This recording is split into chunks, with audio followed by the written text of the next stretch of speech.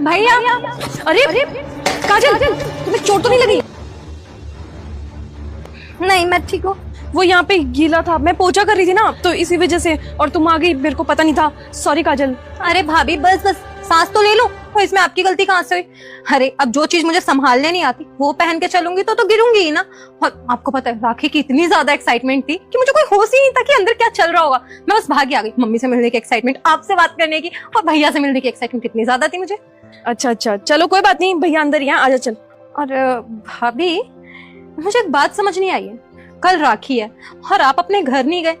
हो सकता है शाम को घर जाओगे अपने, क्योंकि आपका घर भी तो बहुत पास में है ना मायका। वो ये छोड़ना, मैंने इस बार राखी भिजवा दी थी, टाइम नहीं मिला इस बार, तो इसीलिए नहीं गई मैं। क्या घर नहीं जा रहे हो? भाभी सब ठीक तो है? कुछ हुआ है क्या घर पे? वो मेरे पास कोई ऑप्शन नहीं था ना काजल, तो इसीलिए मैंने राखी कोरियर के थ्रू भिजवा दी।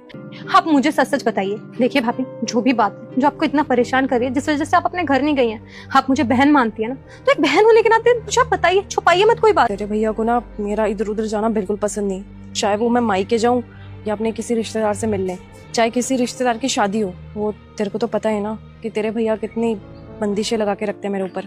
पर उन्होंने मेरे को बहुत ज्यादा डांट मारी। उन्होंने कहा जब तू कोरियर के थ्रू राखी भिजवा सकती है तो वहां जाकर के तेरे को करना क्या है।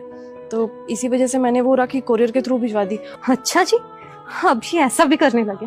इनको तो मैं सीधा करती हूँ। भैया भैया, इन्हें ऐसे सुनाई नहीं देगा। अरे बहन, आ गई तू? आ जाना अंदर। जी नहीं, मुझे अंदर आने की कोई जरूरत नहीं है। और भाभी, ये पकड़िए भैया की राखी, किसी और से बंधवा लेंगे। मैं बांधू या कोई और बांधे, बात तो एक ही है ना। चिंता मत कीजिए, आगे से मैं घर भी नहीं आऊंगी, राखी भी कोरियर करवा दूंगी। ये क्या कह रही है बहन तू? कैसी उल्टी सीधी बातें कर रही है? एक्साइटमेंट सिर्फ आप ही को रहती है क्या?